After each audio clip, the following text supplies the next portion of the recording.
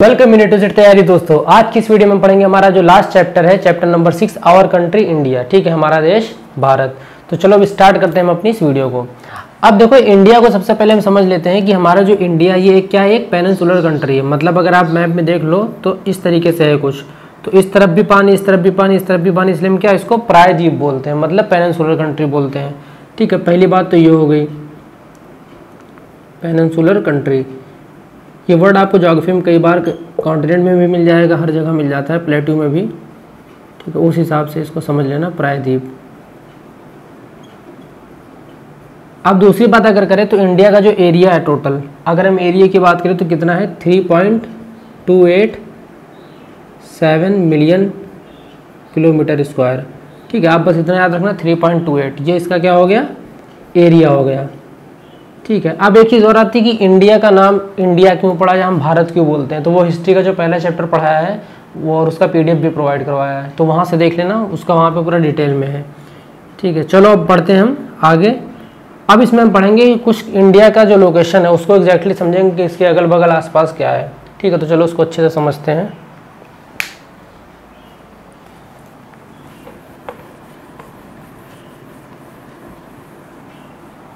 अब अगर हम मान लें कि हमारा इंडिया, सपोज करो इधर है इंडिया। ठीक, अब अगर इसके नॉर्थ में बात करते हैं, यहाँ पर आपका हिमालय पर्वत आ जाता है। ठीक है, ये इसकी जो आउटर बाउंड्री के बाहर जो है वो हम बता रहे हैं अभी। उसके बाद फिर जो बाउंड्रीज पे उनको भी बताएंगे। और अगर इधर साउथ में, मतलब उत्तर में हिमालय, तो दक्षिण में क्या है, इंडियन ओशियन है। ठीक है, महासागर, हिंद महासागर जिसे कहते हैं। और इस साइड अगर ईस्ट में देखें तो यहाँ पर आपका बंगाल की खाड़ी है, बे ऑफ बंगाल। और अगर वेस्ट साइड बात करें तो इधर आपका अरेबियन सी है। ठीक है, ये इसके लोकेशन की बात हुई। जो इंडिया बाउंड्री के, जो बॉर्डर की हर चीज़ें, जो चीज़ें सब बाहर है उनकी बात हो गई। ठीक है, अब ये तो हो गया, तो चलो ये भी नोट कर लेना, इंपॉर्टेंट है, ये भी पूछ लेता है कि नॉर्थ में क्या है, साउथ में कहाँ से कहाँ तक फैली है। अब अगर हम इंडिया की बात करें, ठीक है, अब अगर हम इंटरनली बात करें कि अंदर से इंडिया का कौन सी सीमा कहाँ से लेकर कहाँ तक है, ठीक है, उसको अगर हम देख लें। ठीक है, दोनों चीज़ें ज़रूरी हैं, इसको ध्यान रखना। कभी कभी एग्ज़ाम में पूछ भी लेता है ना कि नॉर्थ साइड में क्या है, साउथ साइड में क्या है। अब अगर इंडिया की अपनी बात करें, ठीक है, तो इंडिया के अपने एकदम लास्ट पॉइंट अगर नॉर्थ में देखें तो क्या है, लद्दाख है। ठीक है, पहले जम्मू कश्मीर बोलते थे, जब से डिवीज़न होगा तो अब लद्दाख हम बोलेंगे। तो अब लद्दाख से लेकर इधर साउथ में यहाँ पर आपको मिल जाएगा कन्याकुमारी। सुना ना, कश्मीर से लेकर कन्याकुमारी, बस वही वाला कन्याकुमारी। और अगर इनकी डिस्टेंस की बात करें तो ये है 3200 किलोमीटर। 3200 किलोमीटर, ये याद रखना, डिस्टेंस पूछ लेता है। 3200 किलोमीटर नॉर्थ से लेकर साउथ तक की डिस्टेंस हो गई। ठीक है, अब अगर इधर से बात करें तो इधर आपका पड़ता है अरुणाचल प्रदेश। अरुणाचल प्रदेश से लेकर आपका इधर पड़ेगा कच्छ, गुजरात साइड। ठीक, और अगर इसकी डिस्टेंस की बात करें तो ये डिस्टेंस है 2900 किलोमीटर। ठीक है, ये इसकी बॉर्डर्स की बात हो गई, लद्दाख से लेकर कन्याकुमारी तक, नॉर्थ से साउथ में। और ईस्ट से वेस्ट में अगर पूछे तो अरुणाचल प्रदेश से लेकर कच्छ तक। ठीक है, अब इसके बाद अगर हम बात करें इसके पॉलिटिकल डिवीज़न की, ठीक है, कि मतलब इंडिया को कितने स्टेट्स में या कितने यूनियन टेरिटरीज में बांटा गया है। बार बार चेंज होती रहती है, लेकिन हमको अब एग्जैक्टली याद क्या रखना है। इंडिया कैपिटल क्या है इसकी, सबको पता होगा, दिल्ली। ठीक है, अगर इसको हमने देखा तो हमने स्टेट्स में, यूनियन टेरिटरीज में डिवाइड किया है, स्टेट्स में और यूनियन टेरिटरीज में। ठीक है, अब अगर स्टेट्स मतलब राज्यों की बात करें तो 28 स्टेट्स हैं टोटल। ठीक है, अभी प्रेजेंट में, और हमारा 8 यूनियन टेरिटरीज है। ठीक है, ये चीज़ याद रखना आप। अब एक चीज़ देखो यहाँ पर नोट करने वाली बात है कि जो स्टेट्स के नेम पढ़ते हैं, ठीक है, या फिर ये जो स्टेट्स इतने 28 डिवाइड हुए हैं, ये किस बेस पे डिवाइड हुए हैं। ठीक है, तो ये लैंग्वेज की बेसिस पर डिवाइड हुए हैं। ठीक है, जितने भी स्टेट्स होंगी सबकी अपनी अलग अलग लैंग्वेज होगी, तो लैंग्वेज, भाषा के बेस पर या भाषा के आधार पर स्टेट्स को बनाया गया है। ठीक है, तो टोटल हमारी 28 स्टेट्स हैं। अब यहाँ पर इतना इनफ है। अब इसके बाद हम पढ़ेंगे इसका मेन जो फिजिकल प्रॉपर्टीज़ या फीचर्स हैं इंडिया की। ठीक है, उसको पढ़ते हैं। अच्छा, अब देख लो, ये क्वेश्चन एक बहुत आता है। ठीक है, फीचर्स पढ़ने से पहले एक चीज़ समझ लेते हैं, नेबरिंग कंट्रीज़ इंडिया की। ठीक है, देखो इसकी कई ट्रिक्स हैं। ठीक है, अगर आपको ट्रिक्स नहीं समझ में आ रही तो आप सिंपल से याद करो, कोई बहुत कठिन चीज़ें नहीं है। सपोज करो अगर आपका इंडिया इधर है, अभी मैप दिखा देंगे, इंडिया है आपका इधर, ठीक है। अब अगर हम नेबरिंग कंट्रीज़ की बात करें तो जैसे बता रहे बस वैसे समझ लेना, याद कर लेना। देखो सबसे पहले तो इस तरफ आपका क्या पड़ता है, पाकिस्तान, ठीक है। स्थान वाले जितने हैं, पाकिस्तान हो गया, ठीक है, ये हमारा हो गया इधर। अब अगर थोड़ा इधर जाए तो इधर क्या है, अफगानिस्तान, ये हो गया अफगानिस्तान। मतलब लेफ्ट विंग में अगर या लेफ्ट साइड में देखेंगे हम तो कौन कौन सा है, पाकिस्तान और अफगानिस्तान आ गया, ठीक है। अब अगर इधर हम देखेंगे तो इधर क्या आपका बांग्लादेश आ गया, और थोड़ा नीचे आ जाएंगे इधर तो म्यांमार आ गया, ठीक है। मतलब 2 इधर है और 2 उस तरफ है।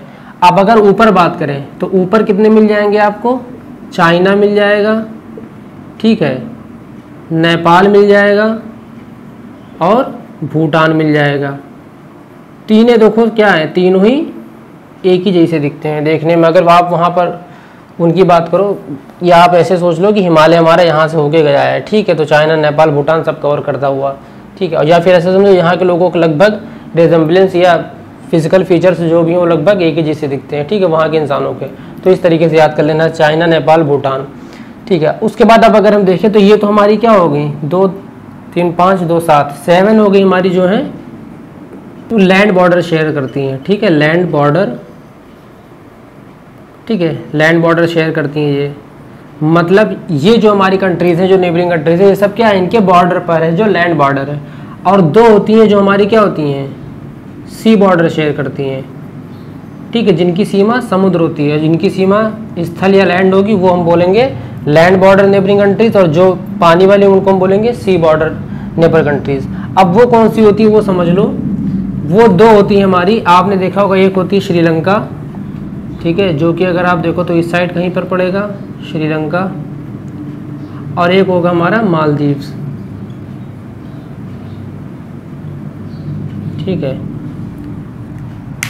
अब इतनी हमारी नेबरिंग कंट्रीज होती हैं, टोटल 9 होती हैं, जिसमें से 7 हमारी लैंड बॉर्डर शेयर करती हैं और 2 हमारी शेयर करती हैं सी बॉर्डर, ठीक है। बस इतना याद रखना, समुद्री वाले अगर हम देख लोगे आप तो मालदीव्स और श्रीलंका ऐसे याद रखना, बाकी उधर स्थान वाले अफगानिस्तान, पाकिस्तान, इधर आपका बांग्लादेश, म्यांमार, 2 इधर और 3 ऊपर है, ठीक है। अब ये हो गया हमारा नेबरिंग कंट्रीज़ का कंसेप्ट खत्म, और ये एग्जाम में पूछ भी लेता है, ऑप्शन में दे देगा, ठीक है, कि कौन सी नेबरिंग कंट्रीज़ है कौन सी नहीं है। और इसका खास कर ध्यान रखना, मालदीव्स बहुत लोग नहीं ध्यान देते हैं, मालदीव्स पे थोड़ा ध्यान देना, और म्यांमार, दोनों वाले लोगों को बहुत कंफ्यूज करते हैं, ठीक है, याद नहीं रहता। आप भी कभी सोच के देख लेना, ऐसे ये सब चीज़ें जल्दी याद हो जाती, ये दोनों नहीं याद हो पाते उतना, ठीक, क्योंकि इनका नाम भी कम लिया जाता है किसी भी चीज़ों में। तो अब ये ध्यान देना आप दोनों चीज़ का। चलो अब हम पढ़ेंगे इसके फीचर्स के बारे में, कि इंडिया का जो मेन फिजिकल फीचर्स है, ठीक है, उसको किन किन चीज़ों में डिवाइड किया गया है, ठीक है। चलो अब अगर हम इनके भौतिक विभाजन की बात करें, ठीक है, तो देखो मेनली जो इंडिया को है वो 5 फिजिकल फीचर्स में हमने डिवाइड किया है, ठीक है। कौन से 5 होते हैं समझते हैं उसको। सबसे पहले आते हैं माउंटेन्स, ठीक है, मतलब जो जो यहाँ पर आपको विशेषताएँ खासियत मिलेंगी उनकी बात कर रहे हैं, माउंटेन्स हो गई।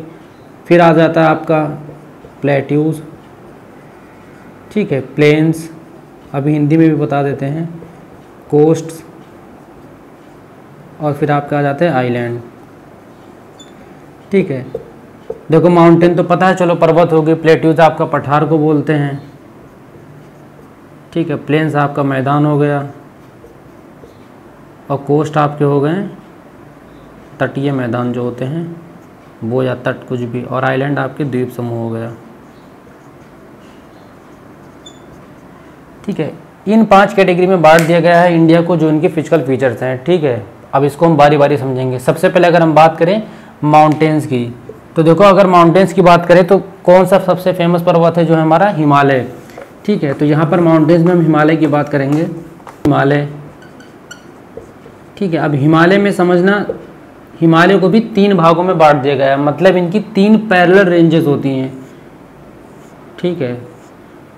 अब एक चीज़ यहाँ पर देखो, है तो ये इंडिया का नॉर्थर्न पार्ट, ठीक है, मतलब इंडिया का जो उत्तरी भाग होगा वो हमारा हिमालय है, ठीक है, उत्तर साइड में हिमालय है इंडिया के।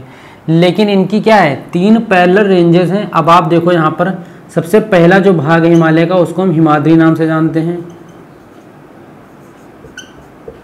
ठीक है, इंग्लिश में भी यही रहेगा, हिंदी में भी यही रहेगा। दूसरा जो है उसको हम बोलते हैं मिडल हिमालय, या फिर मध्य हिमालय, या फिर आप हिमाचल के भी नाम से जानते हो, ठीक है, हिमाचल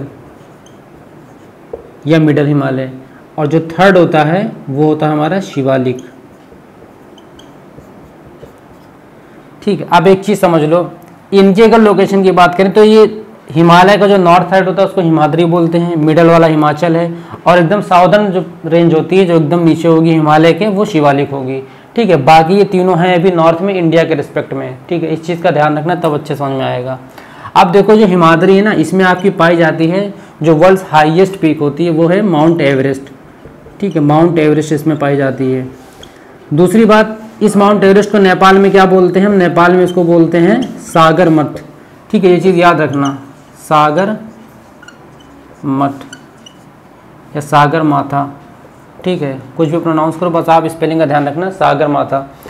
अब हिमाचल में हमारा जो होता है इसमें आपको डिफरेंट हिल स्टेशन मिल जाएंगे। ठीक है, जहाँ पर लोग घूमने वगैरह जाते हैं, हिल्स स्टेशन। ठीक है, एग्जाम्पल के तौर पर अगर देखें आपका कुल्लू हो गया, ठीक है, मनाली ना, और भी है मस्त मस्त। तो ये सब क्या है, हमारे सब घूमने की जगह हैं। तो देखो यहाँ पर आपको बस इतना याद रखना है कि पहली जो हिमाद्री ये फेमस है माउंट एवरेस्ट के लिए, हिमाचल या मिडल जो हमारा हिमालय है वो हिल स्टेशन के लिए फेमस है, और जो शिवालिक है ये हमारा साउदर्न मोस्ट पार्ट है किसका, हिमालय का। ठीक है, साउदर्न पार्ट है या साउदर्न रेंज है हिमालय की। ठीक है, बस हिमालय का इसमें इतना ही याद रखना है। और दूसरी बात ये कि माउंट एवरेस्ट को नेपाल में क्या बोलते हैं, सागर माथा। ठीक है, एग्जाम में क्वेश्चन पूछ लेता है। अब इसके बाद हम देखते हैं प्लेन्स के बारे में। ठीक है, जो मैदान है उनको समझते हैं। अब देखो अगर हम नॉर्दर्न प्लेन की बात करें, जो हमारा उत्तरी मैदान होता है, भारत का उत्तरी मैदान, तो देखो इसके अगर हम फीचर्स की बात करें, सबसे पहली बात तो पहला फीचर आता है कि ये जो है लेवल और फ्लैट है। ठीक है, लेवल और फ्लैट मतलब कि ये समतल और सपाट है। ठीक है, पहली बात तो ये हो गई, समतल और सपाट। अब देखो एक बात और होती है कि यहाँ पर जो मिट्टी पाई जाती है वो पाई जाती है एलुवियल सॉइल ज़्यादा। ठीक है, और एलुवियल को क्या बोलते हैं हम, जलोढ़ मिट्टी। अब ये जलोढ़ मिट्टी आती कहाँ से है, तो जो आपकी नदियाँ हैं, इंडस हो गई जैसे, ठीक है, गंगा और ब्रह्मपुत्रा। ठीक है, ये तीनों नदियाँ और इनकी जो सहायक नदियाँ होती हैं मतलब ट्राइब्यूटरीज, ये क्या करती हैं, इन मिट्टियों को अपने साथ लेकर आती हैं। ठीक है, पानी के जरिए तो सॉइल का इधर उधर ट्रांसपोर्ट या डिपॉजिट होता है, और वो मिट्टियाँ आकर क्या बोलते हैं, उत्तरी मैदान जो होता है इस एरिया में आकर डिपॉजिट हो जाती हैं। इस वजह से यहाँ पर हम बोलते हैं डिपोजिशन ऑफ एलुवियल सॉइल। ठीक है, अब देखो एक चीज़ समझ लेना यहाँ पर कि ये जो एरिया होता है ना, सबसे फर्टाइल एरिया माना गया है। ठीक है, इंडिया का मतलब सबसे उपजाऊ ज़मीन यही होती है, इसलिए यहाँ पर क्या होता है, कल्टीवेशन भी अच्छा होता है, मतलब खेती बाड़ी भी अच्छी होगी, फसल भी अच्छी होंगी, और अगर ये सब अच्छा हो तो लोग यहाँ पर ज़्यादा रहना भी पसंद करेंगे। ठीक है, ये तो एंशिएंट टाइम से चला आ रहा है, तो पॉपुलेशन भी इधर ज़्यादा होती है। ठीक है, आप मैप में देख भी सकते हो कि यहाँ आपका उत्तर प्रदेश बाकी सब एरिया पड़ जाता है। ठीक है, तो यहाँ पर पॉपुलेशन भी ज़्यादा होती है। तो ये तो होगी हमारी नॉर्दर्न प्लेन उत्तरी मैदान की बात। अब हम देखते हैं पठार या प्लेट्यू के बारे में। तो अगर हम पठार की बात करें तो ये जो प्लेट्यू पाया जाता है हमारा इंडिया में, इसको हम पेनिनसुलर प्लेट्यू बोलते हैं। ठीक है, पेनिनसुलर प्लेट्यू। ठीक है, हिंदी में इसको कह देंगे प्रायद्वीप पठार। ठीक है, पेनिनसुलर मतलब हमें पता है, कई बार बता चुके हैं पिछली वीडियोज़ में भी। ठीक है, अब देखो ये जो प्लेट्यू होता है इसको पेनिनसुलर क्यों बोलते हैं, एक कारण ये भी होता है क्योंकि इसका जो शेप होता है वो ट्रायंगुलर शेप होता है। ठीक है, मतलब इस तरीके का आकार होगा। ठीक है, ट्रायंगुलर शेप है, पूरा एकदम एग्जैक्ट ट्रायंगुलर नहीं होगा, लेकिन अगर एक इमेजिनरी लाइन ड्रॉ करके देखें तो एक ट्रायंगुलर शेप में आता है। ठीक है, मतलब त्रिभुज आकार का होता है, ये चीज़ आप याद रखना, जो हमारे इंडिया का पठार है। ठीक है, प्लेट्यू है। अब एक चीज़ और देखो यहाँ पर, ये जो हमारा प्लेट्यू ना, इसकी अगर हम फीचर की क्वालिटी की बात करें तो शुष्क है, ठीक है, गर्म है और रेतीला है। ठीक है, ये तो इसकी फीचर हो गए। तीसरी बात यहाँ पर अगर देखें हम, तो आप अगर इस प्लेट्यू में देखो, इस पठार में देखो, मैप में भी देख सकते हो आप, यहाँ पर आपको अरावली रेंजेस मिल जाएंगी, अरावली हिल्स। ठीक है, बहुत सी पहाड़ें हैं। ठीक है, आपकी विंध्यास और सतपुरा रेंजेस ये भी मिल जाएंगी देखने को आपको। ठीक है, ये तीनों आप बस मेन ये पहाड़ याद रखना, अरावली, विंध्यास और सतपुरा। ठीक है, किस में पड़ेगी आपकी, ये जो पेनिनसुलर प्लेट्यू है इसमें आपको ये चीज़ मिल जाएगी देखने को। अब देखो जो अरावली हिल्स है ना, ये वर्ल्ड्स ओल्डेस्ट माउंटेन रेंज है। ठीक है, ओल्डेस्ट माउंटेन रेंज है, याद रखना कौन, अरावली हिल्स। ठीक है, बाकी एरिया मैप में देख लिया होगा कहाँ पर क्या है। अब एक चीज़ और यहाँ पर हम देखते हैं जो रिवर्स आ जाती हैं, वेस्ट फ्लोइंग रिवर या ईस्ट फ्लोइंग रिवर, एग्जाम में कई बार क्वेश्चन आ चुका है, सीटेट एग्जाम्स में तो कई बार ये क्वेश्चन आया है, इसको हम समझ लेते हैं। ठीक है, इतना मिटा के देखते हैं इधर। वेस्ट फ्लोइंग रिवर मतलब वो नदियाँ जो पश्चिम की तरफ बहती हों, ठीक है, मतलब जो जाकर पश्चिम साइड गिरती हों। और ईस्ट फ्लोइंग रिवर वो रिवर जो जाकर ईस्ट साइड गिरती हों, ठीक है, मतलब पूर्वी साइड गिरती हों। अब यहाँ पर आप देखो कि आपने देखी कि नदी नर्मदा, ठीक है, और तापी, बस ये जो दो नदियाँ, इनका नाम याद रखना। ये जो हम होती है हमारी, ये आपकी वेस्ट फ्लोइंग रिवर होती है, मतलब ये जाकर आपकी वेस्ट साइड इधर क्या पड़ेगा, अरेबियन सी, ठीक है, इसमें जाके मिलती है या इसमें जाके गिरती हैं, आप ऐसे कह सकते हो। कहाँ, अरेबियन सी में। कौन कौन सी नदियाँ, नर्मदा और तापी, ठीक है। अब अगर हम इधर देखें ईस्ट फ्लोइंग रिवर, तो आपकी आती है महानदी, ठीक है, लगभग सब इस प्लेट्यू के ही अंडर में आ जाती है। महानदी, गोदावरी, और आपके आगे इधर कृष्णा एंड कावेरी, मतलब दोनों केस हैं। और ये कौन सी होती है हमारी, ये हमारी होती है ईस्ट फ्लोइंग रिवर, मतलब ये जाकर बे ऑफ बंगाल, मतलब बंगाल की खाड़ी में जाके गिरेंगे। ठीक है, ये चीज़ याद रखना, ये कई बार एग्जाम में आता है, ऑप्शन भी दे देता है। ठीक है, बाकी क्वेश्चंस वाली सीरीज इसके जस्ट ये चैप्टर अब खत्म ही हो गया है। तो क्लास 6 के जितने भी क्वेश्चन आए होंगे ज्योग्राफी से, सीटेट या सुपरटेट में, ठीक है, सुपरटेट में बस एक क्वेश्चन आया, वो भी 2018 में, तो जितने भी क्वेश्चन आए होंगे वो सारे आपको वहाँ पर मिल जाएंगे। ठीक है, 40 से 50 क्वेश्चन होंगे, तो वो ज़रूर देख लेना। जितना ये पढ़ा है पूरा आपका वहाँ पर निकल आएगा सारांश इसका। ठीक है, बाकी थोड़ा बहुत एक्स्ट्रा चीज़ उसमें बता भी देंगे, तो वो ज़रूर देखना, उसका PDF भी प्रोवाइड करा देंगे हम।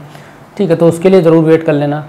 अब ये जो आपकी प्लेट्यूज होती हैं, ये चीज़ हमने समझ लिया, रिवर्स हमने समझ लिया, ये हो गई हमारी वेस्ट फ्लोइंग रिवर जो पश्चिम की तरफ बहती हैं।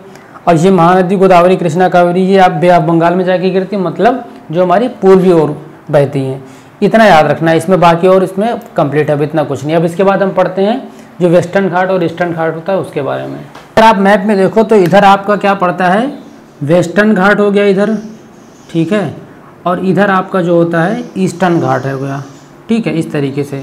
अब देखो इसको बनाने का मकसद क्या है, आप एक चीज़ समझो, जो वेस्टर्न घाट है वो हमारा वेस्ट साइड होगा, ठीक है, जिसको हम बोलते हैं पश्चिमी घाट, ये हो गया। और इधर क्या हमारा पूर्वी घाट, जिसे हम बोलते हैं ईस्टर्न घाट्स। ठीक है, इसको सह्याद्रीज भी बोलते हैं। अब एक चीज़ यहाँ पर ध्यान दो, अगर इनकी हम फीचर की बात करें तो ये जो होती है कंटिन्यूअस होती है। ठीक है, मतलब ये नहीं कहीं बीच में गैप हो, ये है वो, ऐसा कुछ नहीं, कंटिन्यूअस ये पूरी घाट आती है। इधर क्या है, ब्रोकन होती है। ठीक है, और यहाँ पर पाए जाते हैं हमारे, इधर अगर हमारा देखो तो पाया जाएगा आपका वेस्टर्न कोस्टल प्लेन। ठीक है, मतलब यहाँ पे भी आपको तटीय मैदान मिल जाएगा, पश्चिमी तटीय मैदान, और इधर आपको मिल जाएगा ईस्टर्न घाट, ईस्टर्न कोस्टल प्लेन। ठीक है, मतलब पूर्वी तटीय मैदान। अब देखो इनकी भी अगर हम खासियत देखें तो ये जो हमारा होता है वेस्टर्न, ये वाला जो कोस्टल प्लेन होता है, मैदान होता है, ये आपका नैरो होता है। ठीक है, मतलब सकरा रहेगा, पतला सा रहेगा। ठीक है, और ये थोड़ा ब्रॉड होता है। ठीक है, एक बात तो ये हो गई। ठीक है, और अब अगर देखें यहाँ पर हम कि जो आपका इधर आपकी ईस्टर्न फ्लोइंग रिवर्स आएंगी, जैसे कि आपकी इधर महानदी हो गई, कावेरी वगैरह हो गई, कृष्णा हो गई, ये सब आपकी बंगाल की खाड़ी में जाकर गिरती हैं। ठीक है, तो इसी से होते हुए जाती हैं। उधर आपकी वेस्टर्न वाली आएगी, वही महानदी और तापी। अच्छा, अब एक बात और देखो, इस साइड अगर हम देखें, अगर इंडिया मैप समझ लें यहाँ पर, तो ब्रह्मपुत्रा जो नदी होती है और जो आपकी ये गंगा होती है, ये जहाँ से आके गिरती हैं किसमें, बे ऑफ बंगाल में। तो यहाँ पर जहाँ पर नदियों का मुख होता है, जो मुँह होता है, जहाँ पर दोनों नदी जाके समुद्र से मिलती हैं, वहाँ पर एक डेल्टा बनता है। ठीक है, जिसको हम क्या डेल्टा बोलते हैं। और यहाँ जो गंगा और ब्रह्मपुत्रा के मेल से जो डेल्टा बनता है, ठीक है, उसको हम बोलते हैं सुंदरबन डेल्टा। कौन सा बोलते हैं, सुंदरबन डेल्टा। ठीक है, ये नाम याद रखना। ये जो सुंदरबन डेल्टा होता है, ये वर्ल्ड का लार्जेस्ट डेल्टा माना गया है। ठीक है, कौन सा, सुंदरबन डेल्टा। ठीक है, ये चीज़ होगी इसमें। और बाकी अब हमारा बचा है आइलैंड, वो भी देख लेते हैं, लास्ट वो भी टॉपिक है। तो अब अगर आइलैंड की बात करें तो जो इंडिया के हैं 2 आइलैंड हैं। ठीक है, दोनों ही फेमस और सिर्फ 2 ही आइलैंड भी हैं। अगर मान लो इधर अपना इंडिया है, ठीक है, तो इसके इस साइड में आपको मिल जाएगा लक्षद्वीप आइलैंड। ठीक है, लक्षद्वीप, देखो द्वीप बोला भी जाता है इसको इसलिए। और इधर कहीं आपका बांग्लादेश से थोड़ा आगे नीचे साइड देखोगे तो इधर आपका पड़ जाएगा अंडमान एंड निकोबार आइलैंड। ठीक है, अंडमान एंड निकोबार आइलैंड।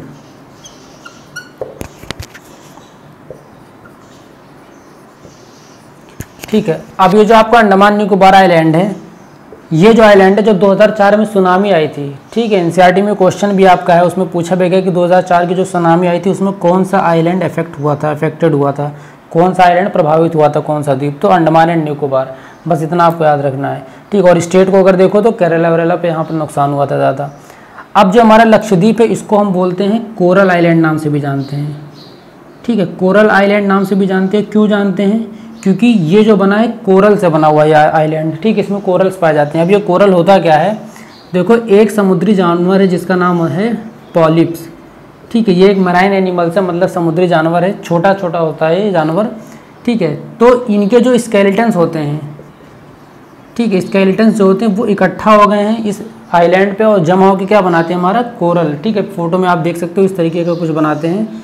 तो स्केलेटन्स ऑफ इन्हीं के किसके पॉलिप्स के मिलकर क्या बनाते हैं कोरल, इसलिए इसका क्या नाम पड़ गया कोरल आइलैंड। तो 2 आइलैंड हैं, लक्षद्वीप हो गया और अंडमान एंड निकोबार, ठीक है। बाकी अब आपका ये चैप्टर खत्म, क्लास 6 की एनसीईआरटी ज्योग्राफी भी खत्म हो गई। तो उम्मीद है आपने सारी चैप्टर्स को देखा होगा, पढ़ा होगा। अगर नहीं पढ़ा है तो प्लेलिस्ट पूरी पढ़ी है, डिस्क्रिप्शन में लिंक भी मिल जाएगा, वरना चैनल से भी देख सकते हो आप जाके, ठीक है। जो भी कंटेंट पढ़ा रहे हैं यहाँ सीटेट का, सुपर टेट का, या प्रैक्टिस करवा रहे हैं, जो चीज़ें भी करवा रहे हैं, सबका क्या है प्लेलिस्ट बना दिया ताकि आपको आसानी से मिल जाए सारे कंटेंट। और A to Z नाम है तो मतलब सब कुछ आपको कंप्लीट मिलेगा यहाँ पर। तो चलो अब मिलते हैं नेक्स्ट सीरीज़, हो सकता है हिस्ट्री की हो, ठीक है। उसका हम PDF वगैरह भी प्रोवाइड करवा देंगे। ये तो आपकी समझाने वाली चीज़ें होगी, हिस्ट्री में क्या सब कुछ फैक्चुअल है, मतलब सब कुछ फैक्ट डेटा है, तो वो चीज़ आपको समझनी पड़ेगी, रटनी पड़ेगी, दोनों करना पड़ेगा। चलो फिर मिलते हैं नेक्स्ट वीडियो में। चैनल को हो सके तो सब्सक्राइब वगैरह कर देना। अभी और भी कंटेंट बाकी है, दिसंबर से पहले तक आपका एकदम अच्छे से सीटेट तैयार करवा देंगे, क्योंकि इसमें प्रैक्टिस बहुत ज़रूरी है। तो कोशिश करेंगे सारे चैप्टर वाइज क्वेश्चंस आपको प्रोवाइड करवाएं, ताकि आपको पता चले किस चैप्टर में आप कहाँ पर वीक हो, कहाँ पर आपका अच्छा मजबूत है कंटेंट। चलो फिर मिलते हैं नेक्स्ट वीडियो में, तब तक के लिए बाय बाय।